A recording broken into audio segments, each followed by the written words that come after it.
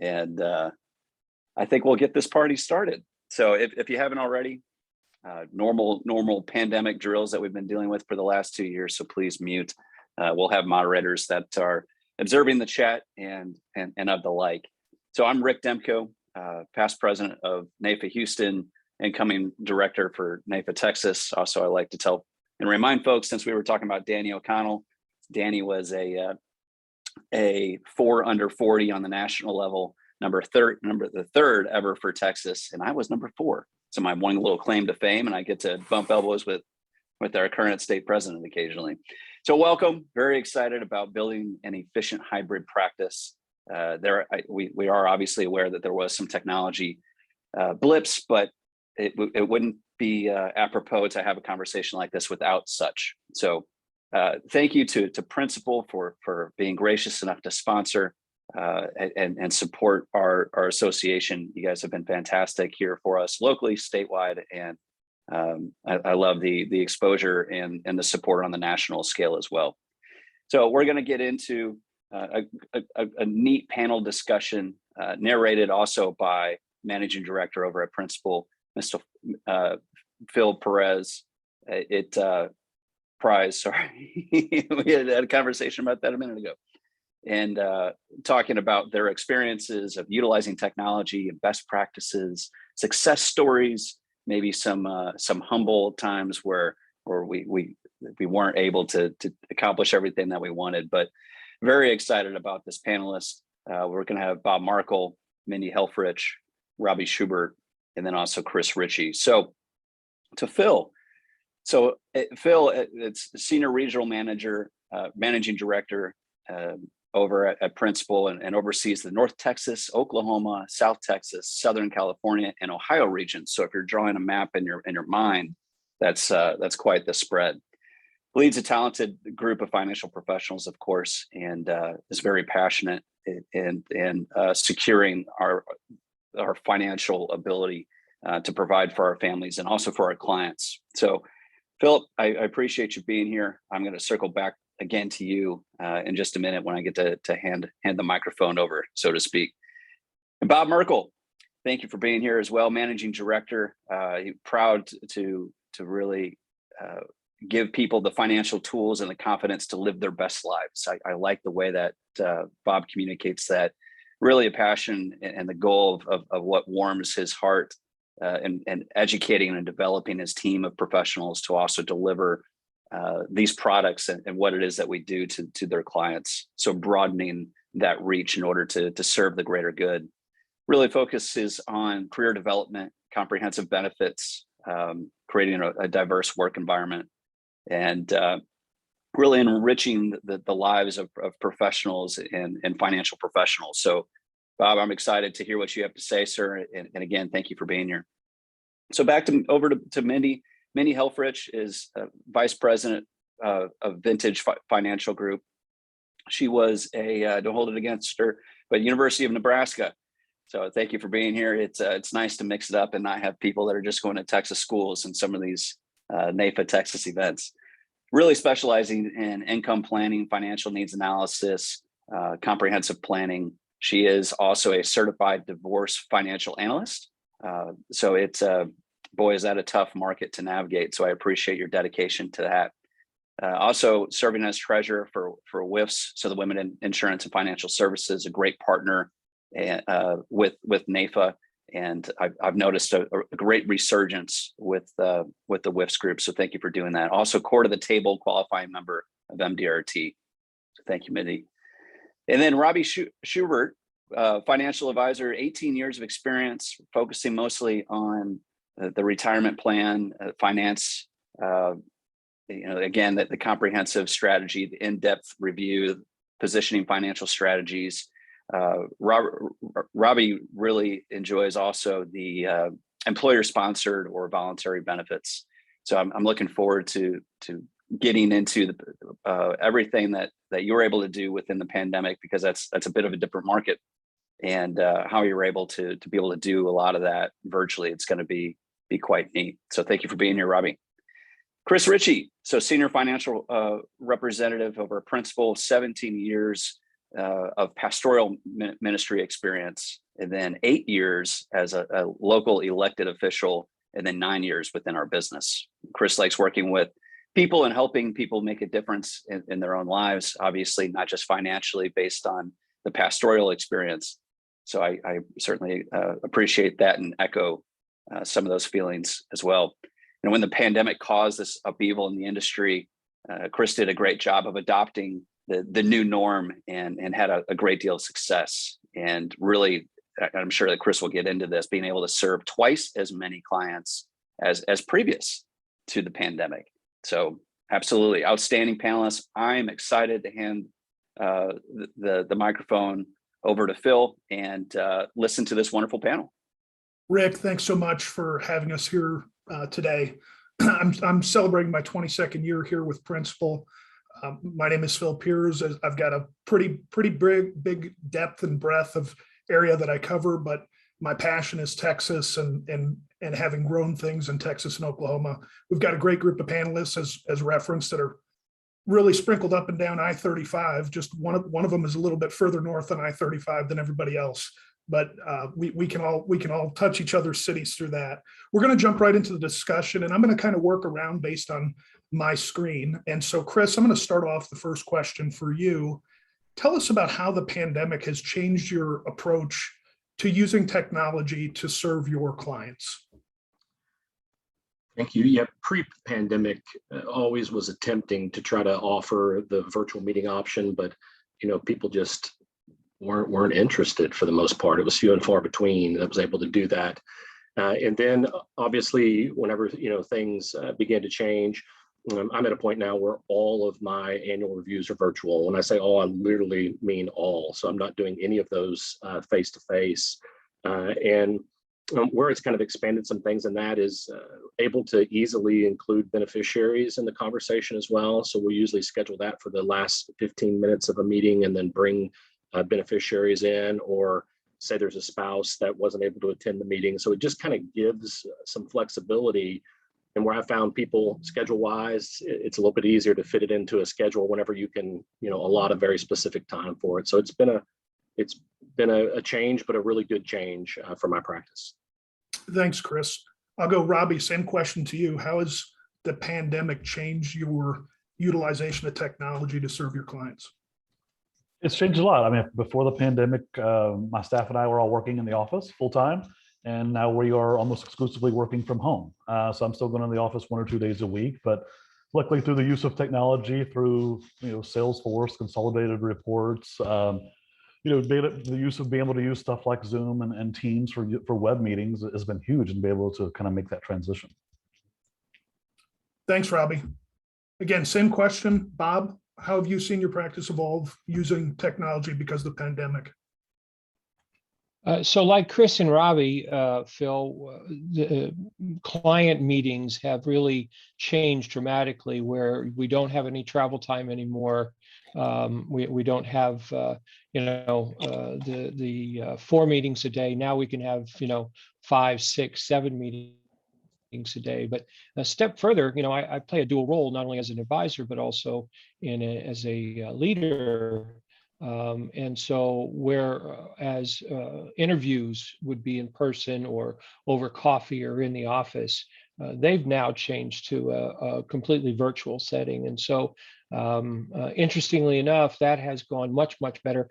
Although it's it's nice to get face to face with somebody in those situations, but frankly, you can still look in their eyes, you can still see the changes in their facial expressions and so forth. So, it really has been an awesome opportunity. Thanks, Bob. And Mindy, just to complete the circle, I'm going to throw the same question to you.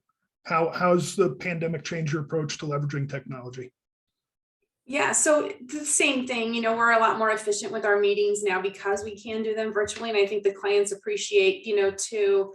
I think what Robbie had said was, or Chris, we can, consolidate more people in one meeting. So now you can have a husband and a wife over their lunch hour together that can be on a call if you're doing a review. So that's very, very helpful. The other thing that we've started to do in our office is with the ability to maybe, as the advisors and staff want to work a little bit more remotely, we are actually starting to scan. And I've been in the business for 21 years, so it's fun, but we're trying to scan in some of our documents so that we have them. So if we need to leave the office and have our meetings in a different location, we can still have access to the client information through our client management systems. Awesome. Thank you. So that brings me to thinking about from a client experience, and I'll layer this question a couple of ways. How do you feel that your clients' attitudes have changed towards virtual meetings? And not only that, do you think that their skills in leveraging the technology provide them have improved, or is there still a pretty big learning curve? Maybe I'll start with Robbie on that one. Sure. I think that definitely clients are more open since the pandemic. Clients have either already done Zoom or Teams or something like that through work, or they've seen their grandkids doing it through school or something along those lines. And then, like someone mentioned before, I think what's really helped me is everyone has those different tiers of clients. Clients that are always receptive to your phone calls and calling you back, and all the way to the bottom of the list, those clients are just very hard to reach. And what I found is that through the use of technology and Teams and making it more convenient for people to kind of get together and meet and talk, been able to basically reach more of those clients, kind of the bottom tier clients, and actually have more meetings with those. Thanks, Robbie. Chris, I'll kick this question over to you in part. Again, how do you feel your clients have adopted it, and do you still feel they're doing really well, or is there a learning curve there? This has been a surprise to me at how open everyone's been to it and how quickly, the adoption of it took place. I had an appointment a couple of weeks ago with an 88-year-old who was using a background filter during our meeting, which was a real trip. And I won't tell you what it was, but it was very interesting. We'll just put it at that. But so it's, I've been really surprised by everybody's willingness to kind of just, take it and move with it as the new normal. Thanks, Chris. Bob, maybe I'll sprinkle a little bit onto this one, and not just about the learning curve, but thinking about on a go forward basis. Let's say everybody is vaccinated, COVID's gone, there's no more pandemic. A year from now, do you think you will try to increase your number of virtual meetings, or how will that change? Phil, with the learning curve and with everybody now used to the fact of dealing with virtual meetings, I really see that as a total time saver, not only for me, but also for the client. So I would expect that we should stay in tune with where we are now, which is about 98% of our meetings are all virtual, and I would expect that to continue on and possibly even get a little better. Thanks, Bob. Mindy, a similar question. It's along the same lines, but how have you leveraged, since clients are more open to it now, what ways are you leveraging the technology to perhaps bring in other subject matter experts for client meetings, whether that's a tax professional, an attorney, home office resources? Maybe you could touch on that a little bit. Yeah, absolutely. So great question. So the virtual meetings have been helpful for me, especially more in like the life insurance and long-term care space, especially with the differences of the different products that are available. So we have been able to get a couple on Zoom with a specialist in the long-term care area that walks through the actual quotes. We've done that. Yesterday, I actually had an executive that we needed to do some tax planning with, and I wanted to meet them. I wanted them to meet one of my tax professionals that I use. And so I quickly emailed her and said, hey, can you jump on the Zoom call for 15 minutes? So that has been incredibly helpful for me to bring in other specialists or collaborators from a client perspective. So it's been great in that regard. So that's a great question. Thank you for sharing that. Chris, I'm going to pop back over to you.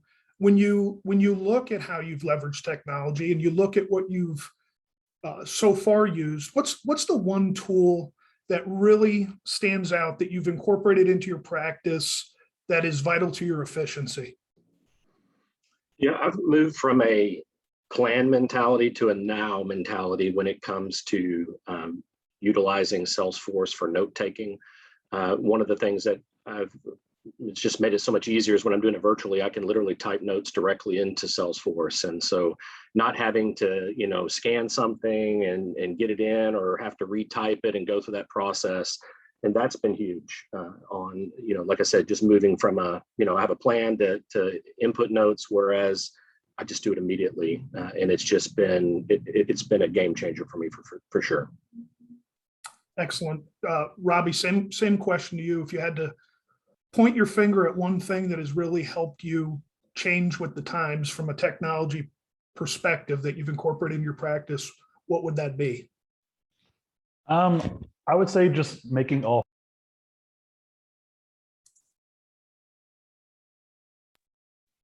Can you hear me? We got you. Okay, sorry. I would say just making all forms digital, from keeping client files digitally stored in Salesforce, so that if me or my staff working from home needs to access a file, we have instant access to it, and then setting up new accounts. The ability to be able to send forms out electronically, have a client sign them electronically through Adobe Sign or other types of products, and then instantly come back to you is a huge relief. I mean, obviously, if we were still FedExing or mailing all those forms and waiting on the client to send them back, it would really slow down the business process. Thanks, Robbie. Appreciate that. Bob, a slight twist on that question. What tools or resources do you think you'll look to incorporate as you continue to build out your practice? So as Robbie and Chris both said, Salesforce and the automation has really been a huge benefit. We will continue to expand those options, especially as the organization does. But moreover, I think from a marketing perspective, we're beginning to look at how can we use this video technology, the Teams, the Zoom, to do things similar to what Mindy was talking about, bringing professionals in, doing small group events, in addition to working with clients. Now we can start to do some prospecting and work that way as well. Thanks, Bob. Appreciate that. Mindy, same question. If you could point to the most important tool that's allowed you to leverage the systems and resources available to you from Principal, what would that be? So using the client management system obviously is incredibly powerful for us. So I partner with another advisor, and between the two of us, we have 11 support staff, 11. So can you imagine how much communication you have to have? So be able to utilize the technology, not sticky notes on someone's paperwork, but and my assistant and I are doing, that's what we're really focusing on this year, is getting a lot more efficient with the notes, so that all the team members have access to those opportunities and where we are in the process. So we will continue to utilize those services. So and enhance that for our level of service to help the clients, as well as to process that business in a timely manner. Thank you very much. It's a common theme. I think everybody has embraced technology. And I was just visiting with somebody the other day, and we were really talking about anybody who's 70 or below. If there's somebody who is employed, they've had to leverage this technology, so they've learned about it. And even from whether it's meeting somebody who's looking to join a new firm or adopting a client or prospecting, I think people have gotten very comfortable with it. And even for meetings like this, the ability to have somebody be in Nebraska and be a part of us in Texas, and it flows seamlessly, I don't think it's going to change. So I appreciate everybody sharing how they've adapted and what's worked for them. What I'd like to jump into next is a little bit about the evolution of your practice, because everybody starts in this business with believing they're going to become something or having an idea of what their business looks like, but then over time it evolves. So I'd like for each of you to share a little bit about, and I'll start with you, Chris. Talk to the participants about how your practice has evolved over the last several years into becoming the successful practice that you have today. Yeah, I would say the biggest thing is being very consistent with annual reviews with clients. And, over the first few years, you're just kind of chasing your tail, and those kind of things fall through the cracks as you're kind of looking for new clients and not necessarily servicing your own, and then working on referrals. And that's been the biggest difference for me. And the technology has made it possible. Where in Houston, everywhere you drive is 30 minutes, each way. And so you add that to a hour-and-a-half meeting, and where I can condense that all down to an hour, has been such a huge difference. But just taking the time to schedule those annual meetings and to just follow through with them has been huge for me. Follow-up question, Chris, has there been any shift in your product portfolio that you sell or the services that you look to provide? There really hasn't been. My primary focus has been individual retirement planning, and it has kind of stayed pretty consistent across products for that, really since the beginning for me. So it stayed pretty consistent. Thank you, Chris. Robbie, back over to you. Same question. How has your practice evolved into the successful practice that you have today? I would say same as Chris, just time and consistency, just providing good service to the clients and being able to kind of adapt with those changes as they happen in the industry or the market, or something else. Just kind of setting and following simple goals, whether it's, asset accumulation or GDC or something else. And I'd say adding staff. I was pretty stubborn on adding staff in the beginning, and now that I have staff, I can't believe I ever didn't have it. So, that was a big leap for me in terms of production, adding staff and kind of getting over that hurdle. Robbie, follow up. When did the light go on? When did it click to you that adding staff was important, and how did you go from 1 to 2 and decide to continue to build that model out? I think the light went on as far as this is worth it the very first week. Obviously, when they started doing stuff that I didn't enjoy doing, whether it was compliance or just calling to set up annual review meetings with clients or something else. In terms of just slowly adding more hours as the practice grew, you slowly started kind of finding the capacity to add more hours or add more staff. Thank you, Robbie. Bob, over to you again. Same practice, same question, and you've seen your practice evolve in many ways over the years based on affiliations with various companies. And so, if you could touch on how you've seen your practice and evolve as the industry has evolved. And then perhaps also touch a little bit on your staffing model and how you're doing things up in Oklahoma. Sure. Thanks, Phil. So the evolution has been fast and furious.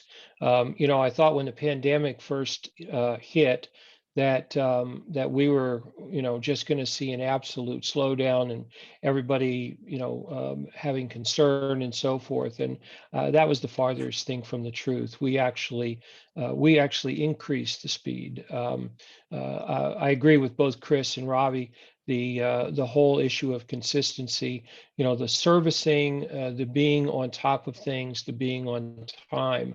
But what it did create was a need for me to expand my staff. I first had just an administrative person working full time for me, but then it really became as managed money, as retirement dollars kept coming and flowing, and other things.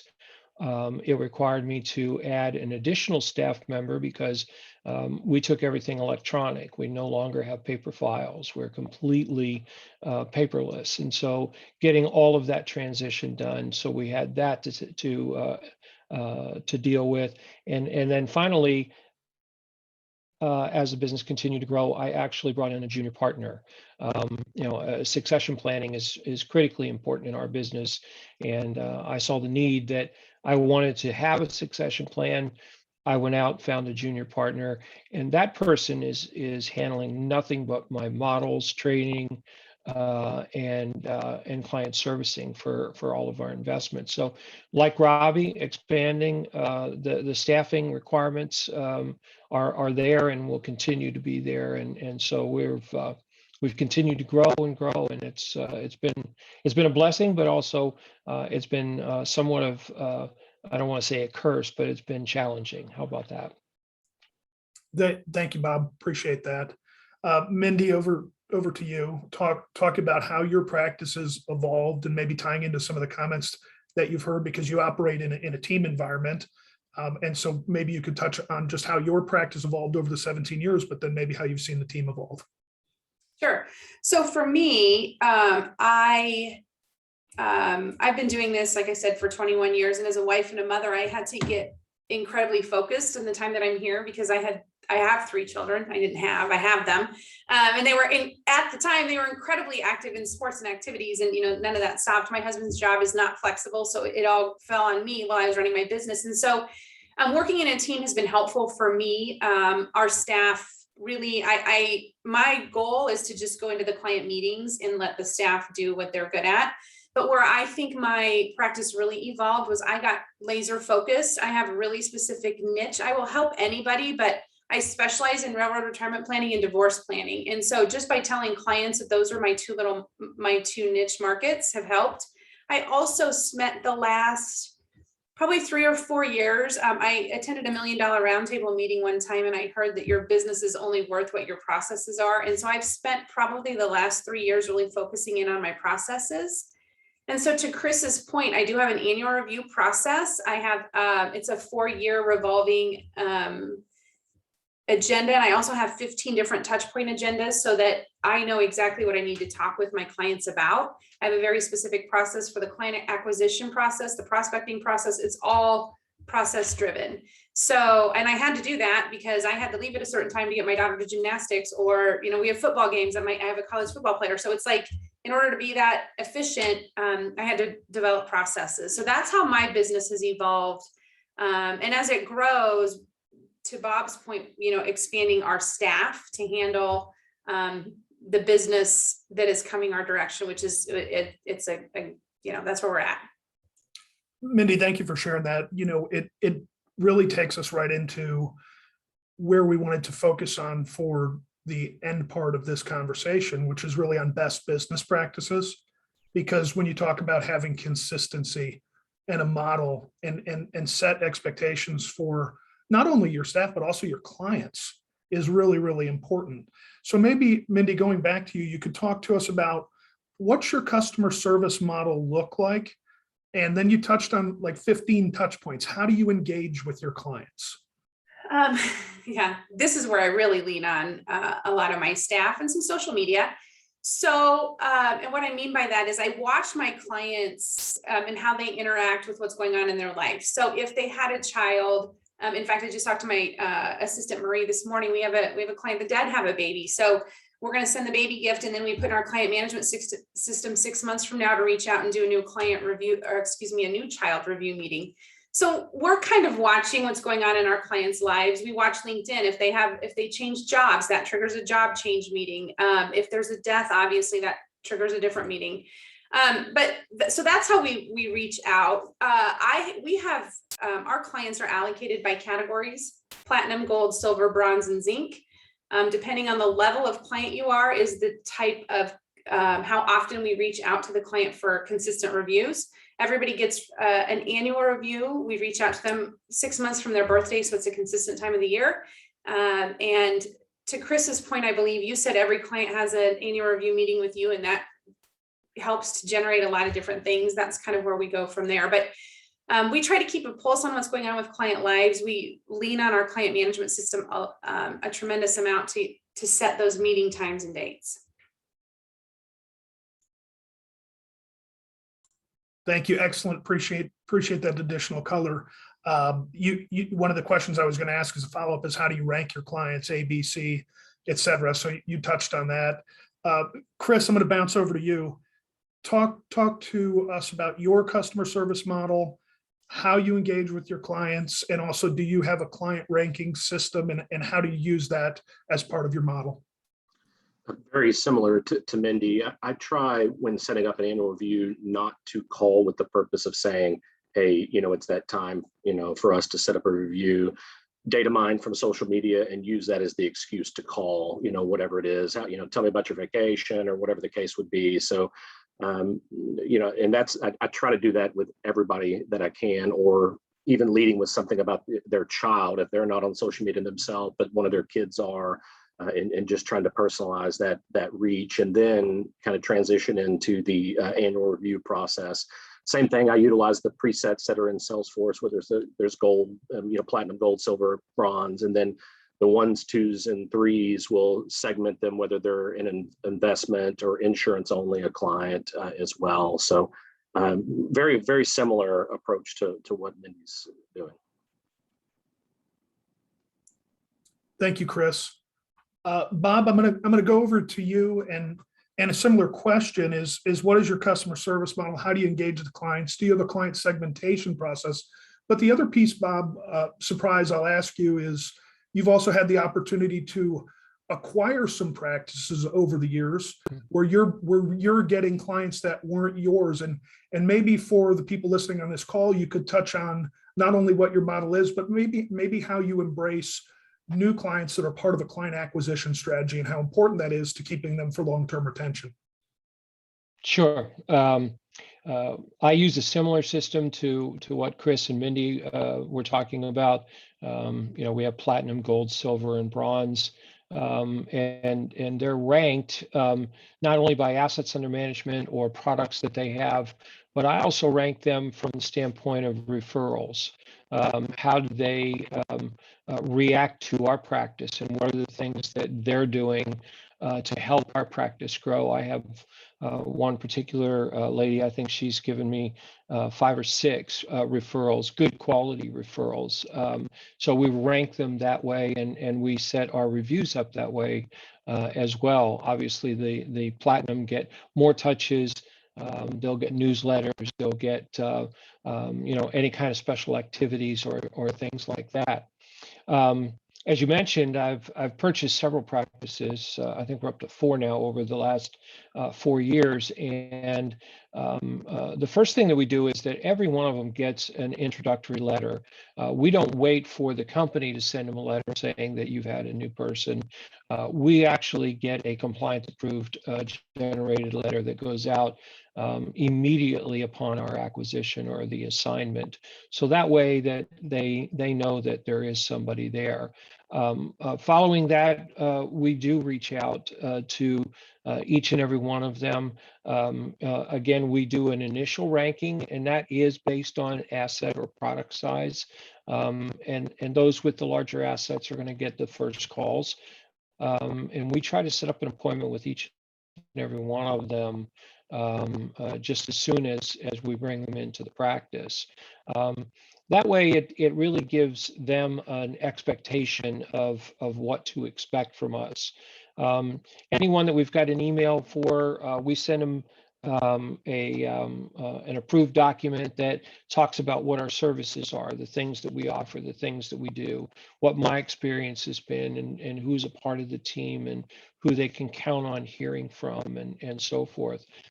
So it's a very aggressive plan to integrate them into our system, and it's been greatly successful. We've been able to really retain. I'd say our retention is about 92% of assets that we've acquired, and we've been very, very blessed to have that. So we get them into the system, we continue the contacts, we use the our acquisition model to make sure that everybody gets a touch point. So Bob, thanks for touching on that. I think it's important because as the industry continues to age, there's succession opportunities for many people, and having a client service model that can accommodate that and make it profitable and making sure that the clients are well taken care of is really important. So thank you. Robbie, I'm going to go over to you.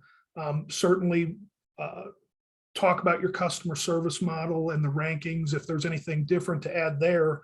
But more importantly, maybe talk about how your segmentation model has evolved as the services and products have improved or changed. Maybe you can talk a little bit about that. Okay, sure. So yeah, like everyone else, I typically segment clients based upon assets, and then also sort of have another category of retired versus non-retired. And we'll sort of change our approach to how we market to clients through our email campaigns or social media or other sources through that. And then, I'm sorry, what was the second part of the question? As far as how it's changed? Yeah, how has your segmentation of clients evolved as your services and products have changed, what you may have added to your suite of solutions to people? Okay.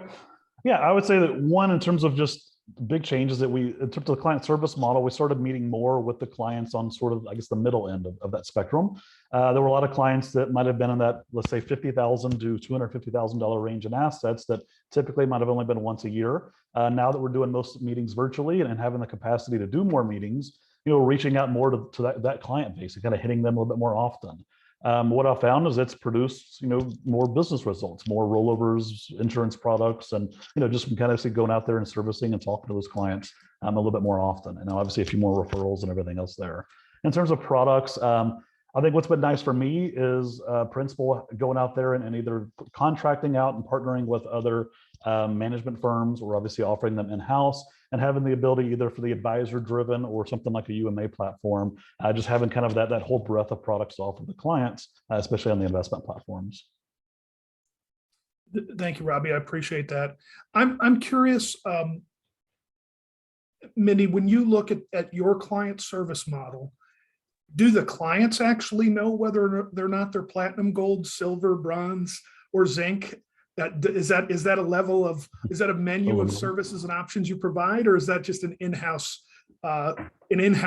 ranking system? It's really an in-house ranking system.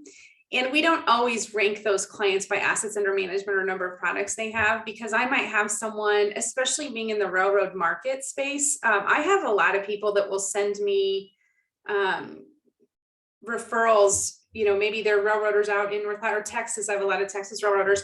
So you might be able to be a higher level client, so to speak, from a service perspective, just based on the number of prospects and referrals that you send me. And not only that, we find that I work with a lot of multi-generational clients. So I have, someone my age, but then I have their parents and also their children. And so if we share their categories, sometimes feelings can get hurt. So we don't do any of that. It really is just an in-house. And to be perfectly honest, those clients, no matter what level they are, whether they're platinum or zinc, and we actually have a steel category too, they get the same level. If they sit across the table from me, they get the same agenda, they get the same content, there's nothing different about that. It really is just more how often we reach out to them. And when we have client events, sometimes we can't invite thousands of people. So, we will segment who we invite to events and things of that nature as well. So no, clients don't know. Thank you. I appreciate that. I have seen, so I don't know if the answer is any different from Chris, Robbie, or Bob, but I have seen some people who make it a part of their menu of services. It just depends on the type of practice you want to build. So I don't think Bob, Robbie, or Chris do it any differently than you. Is that a fair assumption? Awesome. I can tell by that nods. So Bob, I have another question for you. When you look at the evolution of your practice, we've done some pretty unique things here at Principal using the financial consulting services model. Can you touch a little bit on the financial consulting services model and how you see that becoming a big part of your practice going forward? Yeah, so I have to say that I've had a struggle with myself over this topic, because for years and years and years, I've been in this business 30 years now, and the whole financial consulting arena, or financial planning, as some refer to it, that's something that we have done on a regular basis and never really got into any kind of fees or or charges related to that. But as I've looked at this, and I've talked to a number of my clients, we've done some test cases with some of our clients, and using Money Guide Pro as our baseline. We really have been surprised by the amount of people that have said, instead of having a 10,000-foot view, we really want a 30-foot view. We want you to come in and just tear this thing apart and really help us to determine where we're going. And I think some of that had to do with the pandemic. I think it scared the daylights out of some folks. And while they may have thought that they were in great shape, having a much closer look and the ability to have a professional come in and really scope this down for them, I think was real driving force. Frankly, after having gone through a few cases now, I would tell you that I see this as a huge part of our ongoing services, and something that instead of maybe offering to little bits and pieces, in other words, picking one here or picking one there, I think that's going to become a fairly active menu of service to most clientele. Now, you have to be careful. There are some people that it just doesn't warrant, but there's an awful lot of people that we work with in that retirement space and so on, that it really makes a lot of sense. So we're very actively going to pursue it going forward. Thanks, Bob. I'm going to just do a little bit of a circle back here and thinking about really everything that's cascading throughout the news. And I was part of a panel a couple of weeks ago where we had some CEOs that were speaking, business owners, and they were talking about the war on talent and how being able to find quality people to be able to fill the roles that we need, whether in their businesses, is so important. And all of you touched on the need for quality staff. So Robbie, I'm going to ask you a question because, right now it may be hard for me to find a staff person that I want in Dallas, Texas, that has the requirements that I want to be able to help my practice. But what if I found one in Bangor, Maine? Could I have a staff that operated remotely from states away or somewhere else and use that as an effective tool? What are your thoughts on that? Yeah, absolutely. I think that, well, for one, I haven't seen Lori in over a year now personally. So, but we talk every day, we email every day, we text message every day. So absolutely, we've been able to kind of, through technology and be able to go digital on most forums and everything else, be able to have that distance where it doesn't really matter if she does live here in Texas, but technically she could live anywhere and do the job just as efficiently. Thank you. And, one of the things that as we kind of wind down and maybe open it up if there's some questions, we've talked about leveraging staff. We've talked about the evolution of your practices. But I want to go around to each of you and just ask kind of a very simple question, but it's got a lot of tentacles to it. And so when I ask this, and I will start with you, Chris, not to put you on the spot, but I'm going to preface this a little bit to give you time to think about it. What's the most important thing we have is when we get a client, we want to retain that client. We want to provide great service to them, but we never get to provide service to a client if we don't acquire a new client. So, Chris, what are the means that you use for client acquisition? And there's a lot of different unique things I know that you're doing, but I'd like everybody to be thinking about that because I'll come across. How do you acquire new clients? Referrals. And what I found for my practice is with my client, most of my clients are my friends, or they're people who came from, the church world that I was in previously, either attending the church or someone I knew, because of that. And so, I think it just goes back to that, that people don't care how much you know until they know how much you care. And when you genuinely care for people and they know that, that's the greatest value add. And they don't refer me because of, some skill set. They refer because they believe me to be honest and truly believe that I care about them as I would my own parents, if that would be the case. And so really that kind of referral mentality. And I was never historically good at asking for referrals, but I don't know why, but virtually it just feels so much easier than sitting there at someone face-to-face at a table. And I'm not sure why, but it just is the case for me. And so I've had no problem asking in that context for whatever reason. Chris, I appreciate you sharing that. And it is funny. We've all been doing this for some time, and it's not necessarily changed. I'm just curious, in the virtual world, what do you ask and when do you ask for a referral? Yeah, I've utilized it more in the annual review and not in the new client acquisition, because I'd rather there be some time to be able to prove that, I'm providing what we say we're going to provide to them.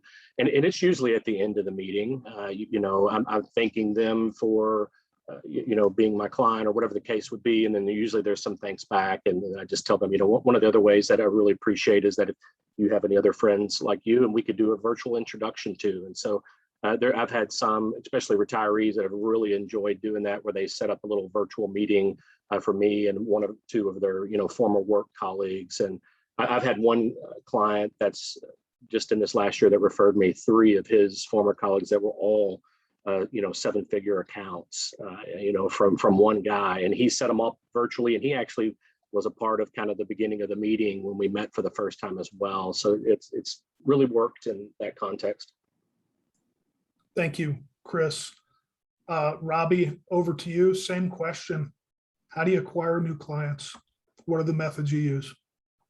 Yeah, I'd say mostly referrals. I agree with Chris that I think I don't know if it's just being online, people are just a little bit braver, but it has been a little bit easier to ask clients for referrals. And I've been sort of using COVID as a reason for that. Just telling clients, hey, normally we're out there, talking to people in our 401k plans and doing seminars and picking up clients. And because of COVID, that's been shut down mostly. So, hey, I enjoy working with people like you. Do you know anybody else like yourself? Who else do you know like yourself that is looking to retire, about to retire, or already retired? And that's always been an easy segue to sort of just blame COVID as the reason why I'm asking for a referral.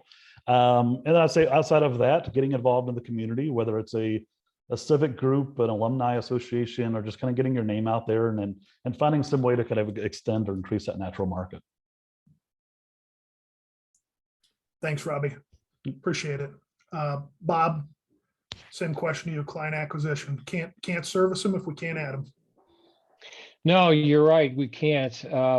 It's interesting listening to those two gentlemen, because 25 years ago, I had the opportunity to be a part of a workshop given by a gentleman whose name is Bill Cates. And if anybody knows who Bill is, he is probably one of the foremost experts in the industry for prospecting. And I became a Kool-Aid drinking person after having the opportunity to hear him. Couldn't agree more that referrals are the lion's share of where most of my client acquisition has come over the years, and will continue to do so. The whole process of how we acquired clients before, whether that be direct mail or workshops or anything like that, a lot of those things have changed dramatically. And so it's important now that we build a relationship. And one of the key things that I do and that I work with my advisors on is building that trusting relationship, because you're not going to get a referral unless they trust you. And so you've really got to do a great job of building that trust bond. And if you do that, you'll have things like Chris experienced with 7-figure referrals coming in. So it's I think it's the only way that I can say where you can get good quality new client acquisition. Thank you, Bob. Mindy, same question over to you. Talk to us about your client acquisition process. Yes, very, very similar, but very focused in that.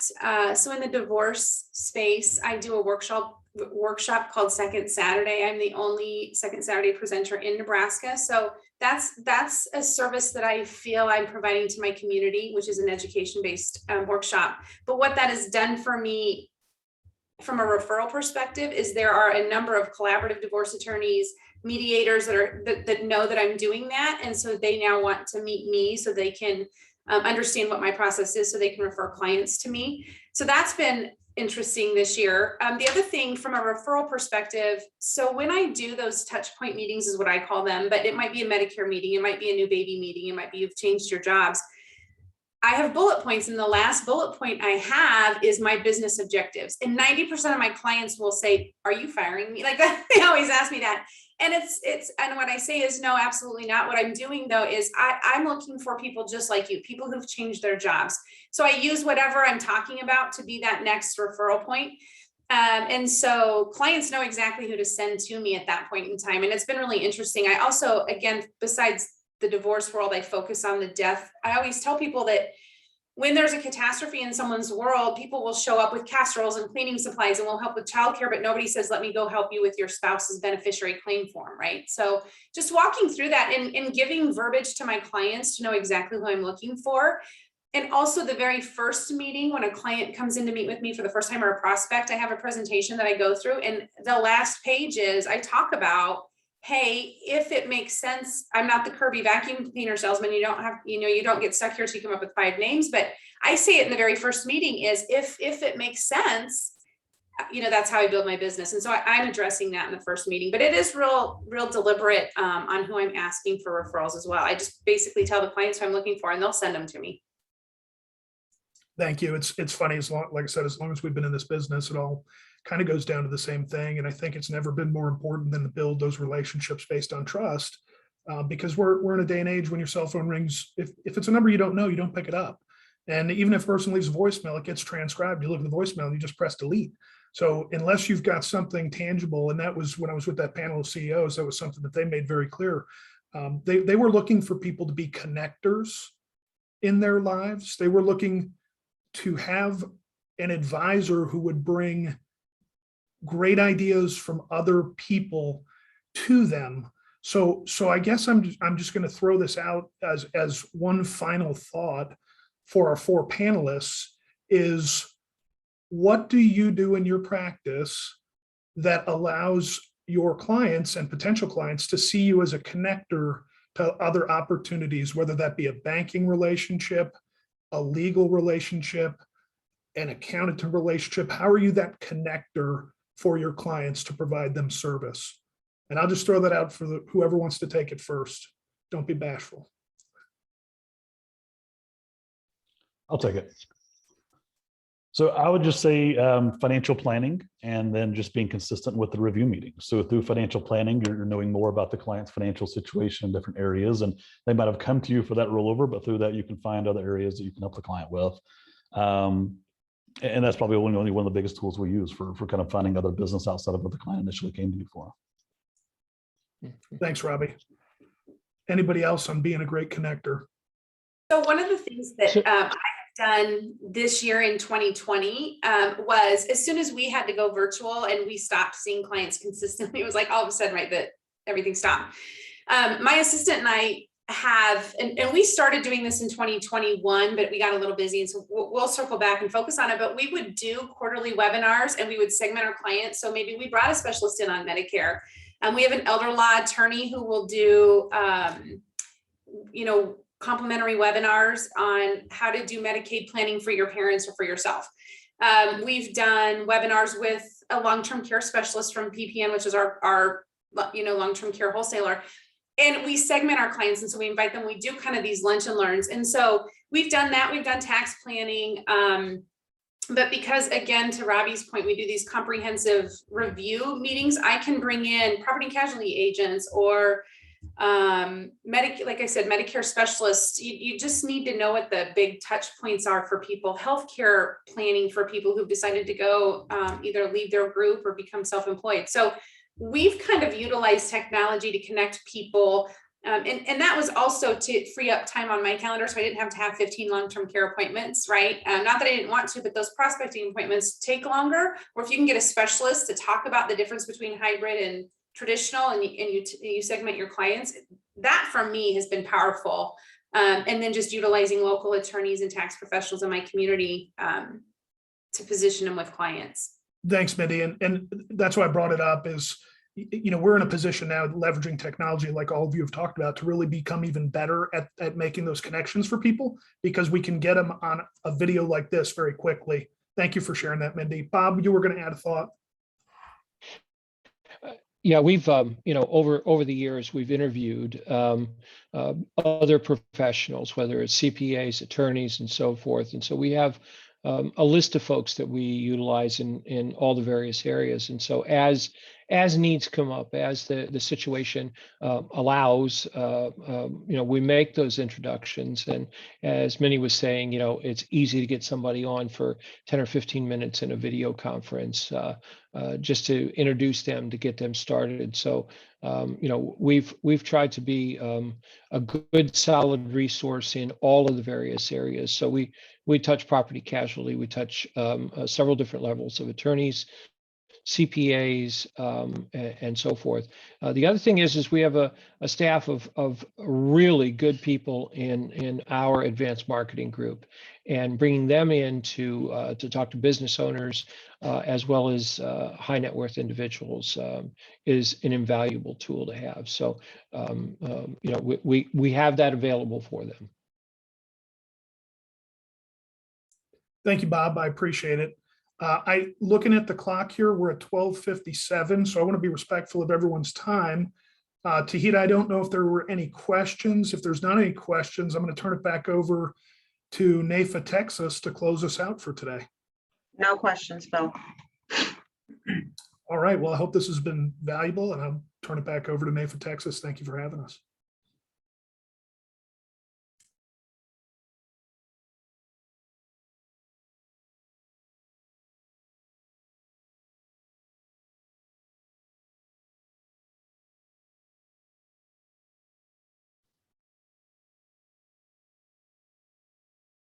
Sorry about that. I was looking for Rick. Thank you everyone for attending today's presentation, and thank you to everyone from Principal for being here today. We have recorded this, so we will be making it available to all of you following today's presentation. So thank you again, everyone. I appreciate it.